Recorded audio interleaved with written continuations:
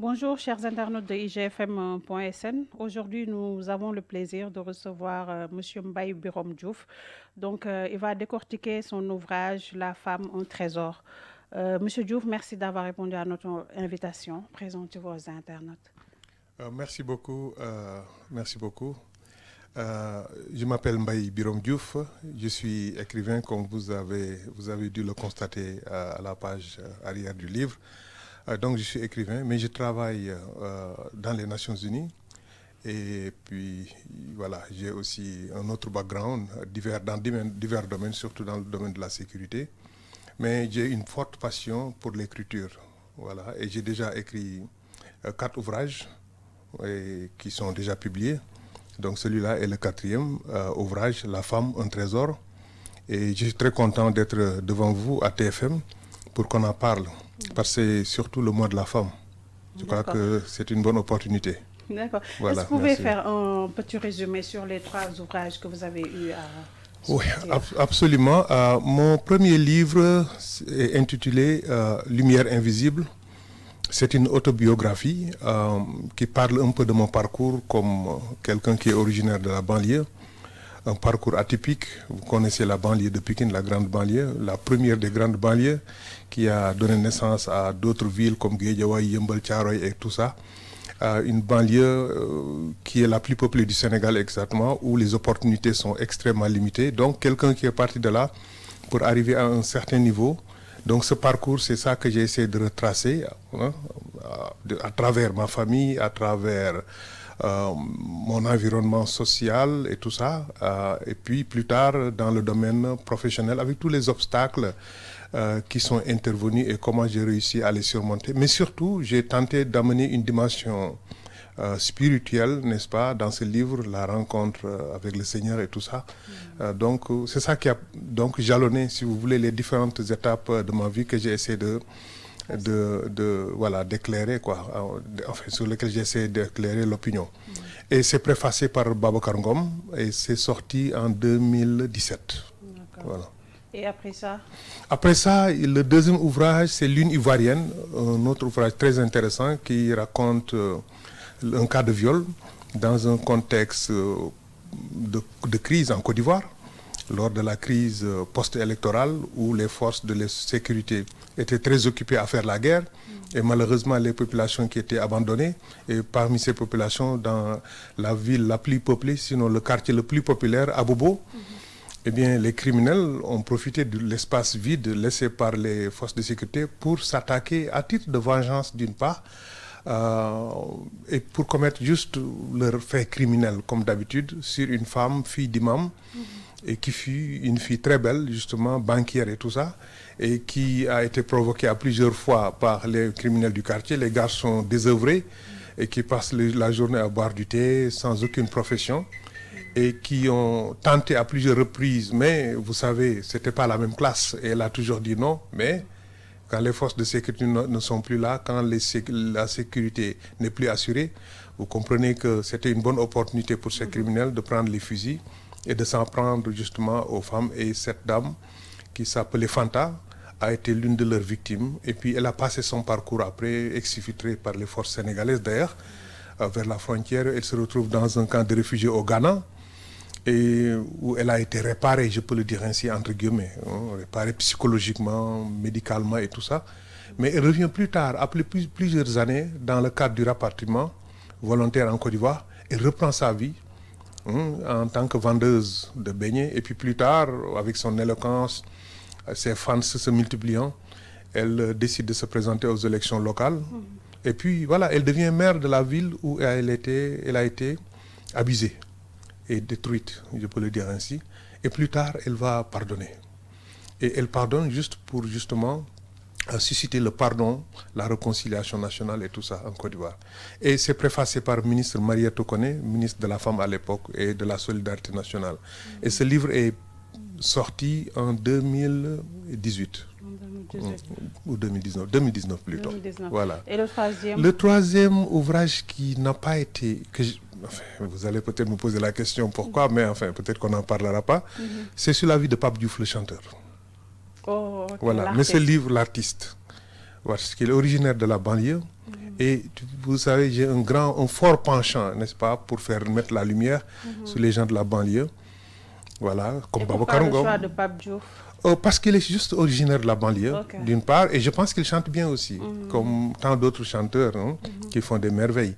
Mais le fait qu'il soit venu de la banlieue, qui est parti de zéro pour arriver à un certain niveau, pour moi, ça a mérité de magnifier l'enfant qui a fait ce parcours, n'est-ce pas, qui est venu d'une famille modeste, pauvre et tout ça, et qui est arrivé quand même à une certaine hiérarchie dans le concert, n'est-ce pas, voilà quoi, de la musique. Voilà, c'était surtout ça.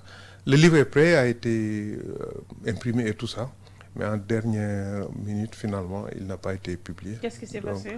Bon, je ne vais pas...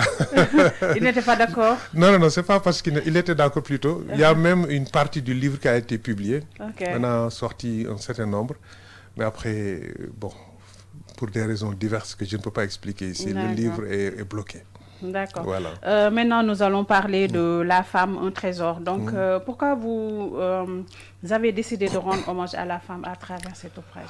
Ah oui, dans tous mes ouvrages, vous remarquerez, si vous avez la chance de lire Lumière invisible, j'ai beaucoup parlé de la femme, de ma mère, de mon père avec ses épouses, n'est-ce pas? Et puis des différentes situations où j'ai rencontré des femmes dans des situations diverses.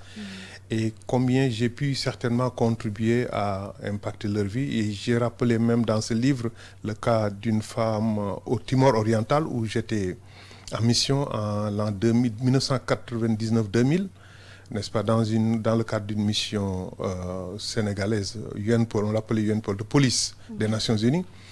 Et j'ai pu contribuer, si vous voulez, à sauver la vie d'une femme qui était menacée de mort et tout ça. Et finalement, elle finit par mourir.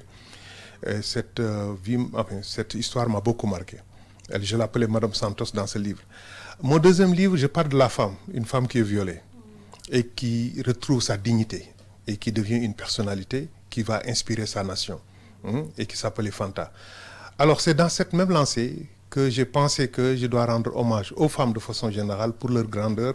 Et le discours ordinaire, c'est que c'est notre mère, c'est notre sœur, c'est notre épouse et tout ça. Mais moi, je veux aller au-delà, n'est-ce pas, pour la promotion de la femme, pour que la femme, n'est-ce pas, fasse l'objet de plus de reconnaissance, n'est-ce pas, plus de responsabilité, plus d'engagement. Et j'ai remarqué dans mes rencontres avec les femmes qu'elles ont une dimension intellectuelle extraordinaire et que, par exemple, dans le cadre de la parité qui s'applique, n'est-ce pas, à tous les pays, et si je regarde dans le contexte des Nations Unies, vraiment, elles sont extrêmement brillantes et elles font des merveilles. Et d'ailleurs, là-bas, la parité a une signification extraordinaire parce que la tendance, c'est d'avoir, là où il y a homme, il y a femme. Et cette tendance est en train de réaliser. Nous allons même revenir sur ça. Il y a une question où, Donc, c'est vraiment une bonne opportunité de rendre hommage à la femme, mais également de voir aussi les problèmes auxquels les femmes sont confrontées, quels sont les obstacles, n'est-ce pas, dans le cadre de la famille, dans le cadre de leur environnement social et dans le cadre de l'environnement professionnel éventuellement. Voilà. D'accord. Quels sont les thèmes que vous développez dans ce livre? Il y a divers thèmes. Si je regarde le nombre de chapitres, parce qu'il y a beaucoup de scénarios que j'ai abordés, par exemple, j'ai abordé, si vous voulez, l'historique, n'est-ce pas, si vous voulez, de l'évolution, si vous voulez, de la protection de la femme, n'est-ce pas, dans notre histoire, au plan de la communauté internationale. Et puis, dans un passé récent, n'est-ce pas, depuis, dans les différents régimes, n'est-ce pas, que le Sénégal a connus. Et j'ai aussi, dans ce cadre aussi, j'ai ramené un peu le parrainage, n'est-ce pas. Mais en même temps aussi, j'ai essayé de montrer que les couples présidentiels ont été tous des couples exemplaires, de Senghor jusqu'au couple actuel. J'ai essayé de décrire cela. Mais les différents thèmes que j'ai abordés, c'est les thèmes concernant la stabilité de la famille, le couple heureux qui vit en harmonie, l'homme et la femme vivent en harmonie. Les beaux-parents sont contents et récompensent, si vous voulez, la belle fille, et tout ça. Et ensuite, j'ai abordé donc la famille en tant que quelque chose de sacré, d'important qu'il faut préserver. Mais en face aussi, j'ai abordé d'autres thèmes comme les risques sur le mariage un bonheur à risque. Vous voyez les problématiques de l'Internet, n'est-ce pas, son impact sur le mariage, ainsi de suite, les divorces, la prostitution et tout ça. jusqu'à la fin pour dire qu'en fait la femme se réveille. Et puis c'est une occasion d'ailleurs pour le 8 mars pour que la femme ne saisisse pas, ne prenne pas cette occasion juste pour danser, mais également pour faire sa révolution aussi, quelque part, pour pousser, faire des pas de plus, pour gagner dans ses droits, n'est-ce pas, dans sa protection, et qu'elle soit beaucoup plus épanouie. Donc voilà un peu globalement. Mais il y a quelque chose aussi que j'ai abordé, un autre thème, le couple qui vieillit, qui prend de l'âge, n'est-ce pas, avec ses problèmes internes. Et j'ai intitulé l'une des parties le palabre, on dit palabre intime, hein, c'est ça. Hein? Voilà, donc avec ses conséquences et tout ça. J'ai donné quelques exemples, n'est-ce pas? Et puis, voilà quoi. Et toutes les problématiques, n'est-ce pas, à un certain âge qui affectent les couples et consorts. Voilà. D'accord. Depuis quand avez-vous embrassé l'écriture? Ah oui, c'est ça. J'attendais à cette question. On me la pose tout le temps. Je ne suis pas littéraire. Je n'ai pas été littéraire au lycée ni à l'université. À l'université, j'ai plutôt appris l'économie, que j'ai d'ailleurs oublié. Mais ma formation a été plutôt dans le domaine de la sécurité. Alors, en 1999, c'est là que l'idée m'est venue pour la première fois, parce que j'étais confronté à des situations complexes, difficiles, où j'ai vu beaucoup de gens mourir, tués. Et j'avais mon petit carnet et j'ai vu certaines des femmes qui étaient abusées. J'étais témoin, je ne pouvais pas faire grand-chose parce que c'était à l'étranger, dans un pays en crise. Et j'ai noté tout ça dans un carnet jusqu'à l'an 2000. Et en 2013, j'ai retrouvé ce carnet. J'ai dit, oh, pourquoi je ne vais pas essayer d'écrire quelque chose, en commençant par ma vie et en essayant d'intégrer ces éléments que j'ai notés. Donc c'est là que l'idée m'est venue. C'était assez laborieux, hein, je dois l'avouer, tout au début. Mais avec l'aide des collègues et tout ça, bon, des amis qui m'ont encadré, ben, cette passion s'est révélée une réalité en moi. Et puis voilà, quoi, j'ai l'inspiration. Chaque fois, j'ai l'inspiration. D'ailleurs, j'ai un livre en cours qui va sortir. Et entre 2017 et maintenant, j'ai déjà publié 4 livres et un 5e qui est en cours. Et ça vous a pris combien de temps pour écrire ce livre? Bon, je peux dire la moyenne, c'est qu'un livre, c'est 12 mois pour moi. Okay. Une année. Si vous remarquez d'ailleurs, entre 2017 et maintenant, c'est 5 ans, pratiquement 5 livres. 5 livres. Voilà. D'accord. Et pourquoi vous avez choisi Ndeye Saly Diop? Oui, parce qu'elle était ministre de la Femme. Enfin, le titre est assez plus que ça. Mais donc, elle s'occupe, si vous voulez, de la protection de la femme, de la promotion de la femme et tout ça. Donc, ministre de la Femme. Une femme que je regarde souvent, que je n'ai pas encore vue, hein, mais j'ai eu beaucoup d'admiration pour elle, surtout pour la fonction qu'elle occupe, n'est-ce pas, envers son mandat donc pour les femmes. Et un jour, je me suis présenté au ministère, j'étais bien reçu, et puis j'ai présenté mon projet, et c'était accueilli, tout le monde a applaudi, et puis nous avons échangé à plusieurs reprises. Finalement, nous avons trouvé une entente, et puis elle était d'accord de m'accompagner, quoi. Voilà. Et ça tombe bien parce qu'elle est toujours dans cette fonction. Et c'est elle-même qui a proposé la date du 10 pour qu'on puisse faire la dédicace à son ministère. D'accord. Voilà. Et que pensez-vous des violences faites aux femmes? Ah, les violences faites aux femmes, c'est horrible. Et j'ai décrit beaucoup de scénarios. Je peux même vous parler de 2 ou 3 scénarios qui font pleurer des gens. Hein. Voilà. Et c'est horrible. Et plusieurs formes.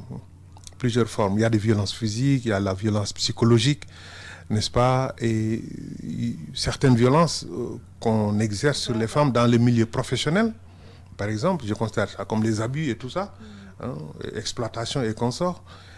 Donc, toutes ces formes de violence qui sont à bannir de cette société. 2 ou 3 exemples, si vous me le permettez. Oui, allez-y. Par exemple, ce sont des noms d'emprunt que je vais citer. Hein. Peut-être il y a des coïncidences, que les gens me pardonnent si quelqu'un retrouve son nom. Mais c'est des noms d'emprunt. Quand Charles lacère, ampute, si vous voulez, les seins de son épouse, lors d'une violence extrême, n'est-ce pas? Et je peux vous expliquer le background. Charles, qui était un homme généreux, en tout cas, vu par les beaux-parents de Nilan, quand il venait chercher Nilan en mariage, donc un garçon gentil, beau, généreux et tout le monde l'aimait, mais on n'avait pas vu son côté animal. Il était drogué, violent, genre prostitué masculin et tout ça. Il buvait beaucoup d'alcool. Et malheureusement, Ndilan devait faire les frais parce qu'un jour, il était ivre, drogué et tout ça. Et il voulait abuser de sa femme dans les formes les plus malsaines. Vous allez pouvoir vous imaginer de quoi je peux parler.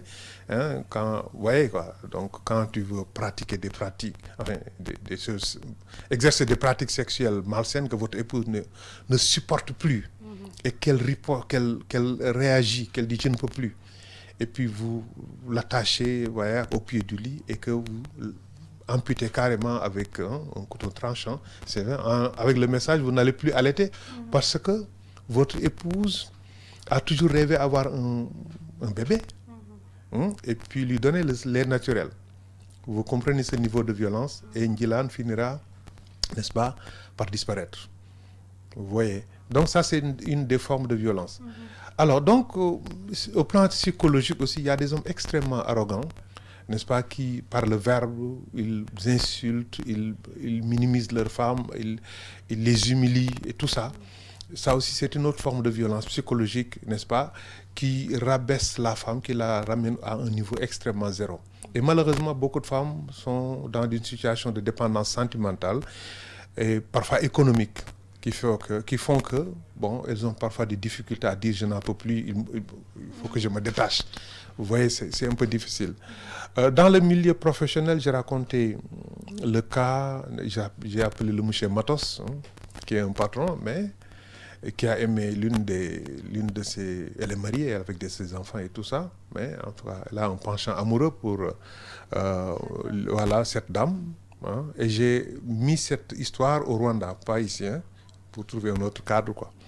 Et finalement, voilà, quoi, à cause de cette relation qui était perçue par le reste des collègues, cette femme, non seulement elle a fini par perdre son job, parce qu'il y avait une compétition, un nouveau poste, elle a postulé, les autres dames aussi.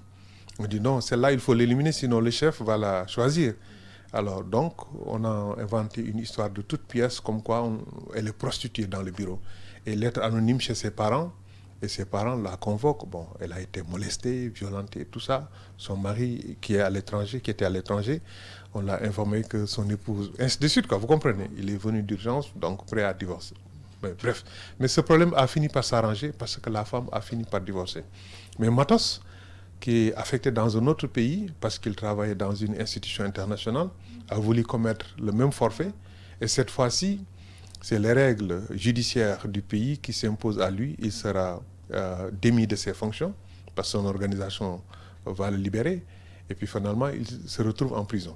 Donc voilà quoi, violence physique et consorts. J'ai abordé aussi d'autres questions comme la prostitution dans toutes ses formes et la cyberprostitution qui est très courante dans beaucoup de pays, y compris maintenant le Sénégal. Voilà, et j'ai traité cette histoire de l'Asie, n'est-ce pas, vers ici. Comment cette évolution, n'est-ce pas, s'est réalisée. Voilà. Okay. C'est intéressant. Est-ce que vous êtes pour la parité? Absolument. Merci beaucoup pour la parité, c'est extraordinaire. Et je crois que c'est une révolution qui est en train de s'opérer. Et quand la loi sur la parité a été votée, je crois que c'était en 2012, si je ne me trompe, ou 2011, je ne sais plus. Alors, c'était vraiment la victoire des femmes. Et les organisations féminines se sont battues pour ça. Hein? Et le président de l'époque, vraiment, je crois que c'est la meilleure chose qu'il a pu réaliser. Et aujourd'hui, je suis très content que si vous allez au Parlement, vous allez voir de grandes dames députées, n'est-ce pas? Et c'est elles qui donnent la vie au niveau du Parlement. Hein? Si vous allez aussi dans le processus électoral, s'il n'y a pas de femmes, il n'y a pas de politique. Et c'est extraordinaire. Mais il y a beaucoup d'efforts à réaliser, surtout pour notre pays. Vous savez que notre président fait beaucoup d'efforts dans son gouvernement. Je crois qu'il y a un moment donné, il y avait 30% de femmes, quelque chose comme ça. Et ça ne fait qu'évoluer. Et nous faisons confiance au président pour qu'il augmente le nombre de femmes dans le gouvernement. Et qu'aussi au niveau du Parlement, qu'il y ait plus de femmes. J'ai vu récemment, après les élections locales, le GRADEC, une ONG locale, sonner l'alerte par rapport au risque que les femmes ne soient pas très représentées, n'est-ce pas, dans les instances locales. Alors si je dis qu'il y a des efforts à faire, et j'ai confiance en mon pays, j'ai confiance en notre gouvernement, j'espère que ces efforts seront faits. Parce que si je compare au Rwanda, par exemple, 50% des postes ministériels sont dévolus aux femmes. Nous n'en sommes pas encore là. Si vous allez en Éthiopie, même si nous avons connu 2 premières ministres femmes, mais en Éthiopie, le président de la République, la présidente, si vous voulez, même si le titre est honorifique, c'est une femme qui a été élue donc par le Parlement. C'est pourquoi je dis, c'est extraordinaire, c'est une révolution, mais ça doit continuer. Et j'ai donné l'exemple au début, n'est-ce pas, de mon propos, qu'au niveau des Nations Unies, par exemple, mais c'est en passe d'être une réalité. 50% d'hommes, 50% femmes. N'est-ce pas, à compétences égales, si vous êtes en compétition, la femme a beaucoup plus d'avantages parce qu'il faut pousser les femmes, n'est-ce pas, à ces niveaux de responsabilité, parce qu'on a constaté que jusque-là, la discrimination était plus en faveur des hommes et c'est pas juste. Voilà, et c'est pas juste. Et depuis que les femmes occupent des responsabilités extrêmement importantes à un niveau d'égalité avec les hommes, mais toutes ces institutions internationales au niveau des Nations Unies ne font que briller. Et c'est pourquoi je dis, mon pays doit faire des efforts. Pas seulement au niveau gouvernemental, mais également dans les instances publiques, privées, comme même au niveau de TFM. Les responsabilités, on doit les voir, n'est-ce pas, pour les femmes. Je sais que c'est en train de se faire, mais encore des avancées attendues. Voilà, absolument. D'accord, donc en route vers la journée mondiale de la femme, un message à toutes les femmes? Un message à toutes les femmes, je dirais d'abord bravo aux femmes.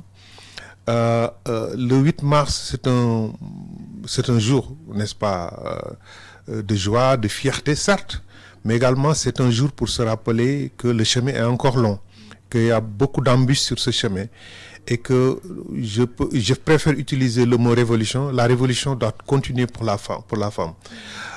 C'est le moment pour moi de remarquer de noter, si vous voulez, certains progrès que j'ai oublié de noter, n'est-ce pas, quand j'ai vu lors d'une inauguration d'un KFC de Anta Babacar Ngom. Et elle a annoncé que tout son personnel sera féminin. C'est vrai que certains hommes me disent non, c'est la discrimination, c'est pas juste. Mais j'ai eu du respect, davantage de respect pour cette dame, Anta Babacar Ngom, qui est fille de Babacar Ngom, qui a préfacé mon premier livre. Pour cette annonce, ce courage, son courage. Quand je vois dans le milieu audiovisuel, Maïmouna Ndour Faye, qui est patronne de presse, pratiquement la première femme patronne de presse. Je sais qu'il y a d'autres femmes patronnes de presse qui vont venir. J'ai du respect pour cette femme, n'est-ce pas? Il y a d'autres exemples que je peux citer, n'est-ce pas, pour les femmes. Donc, pour dire le combat continue. Vous êtes très brillante, vous avez de la valeur, et sans vous, les hommes n'existent pas. C'est vous qui donnez la paix, c'est vous qui donnez la stabilité dans la famille, c'est vous qui donnez le bonheur à l'homme. Et s'il y a un grand homme, c'est parce qu'il y a une grande femme qui est discrète, qui est derrière, qui pousse sans faire trop de bruit. Donc, vous avez vos droits, qu'on les respecte et qu'on vous respecte et qu'on évite d'exercer des violences sur vous. Parce que, et c'est peut-être mon dernier mot par rapport à ce thème, à cette question, vous savez qu'il y a près de 19 000 femmes qui meurent pratiquement chaque année à travers le monde, du fait de la violence conjugale ou d'autres formes de violence. Et tout ça, il faut que ça cesse. Donc je compte beaucoup sur les organisations féminines pour que ce jour soit un grand jour et que chaque femme prenne conscience davantage que le chemin est long, mais il n'y aura que du bonheur au bout du compte. Merci.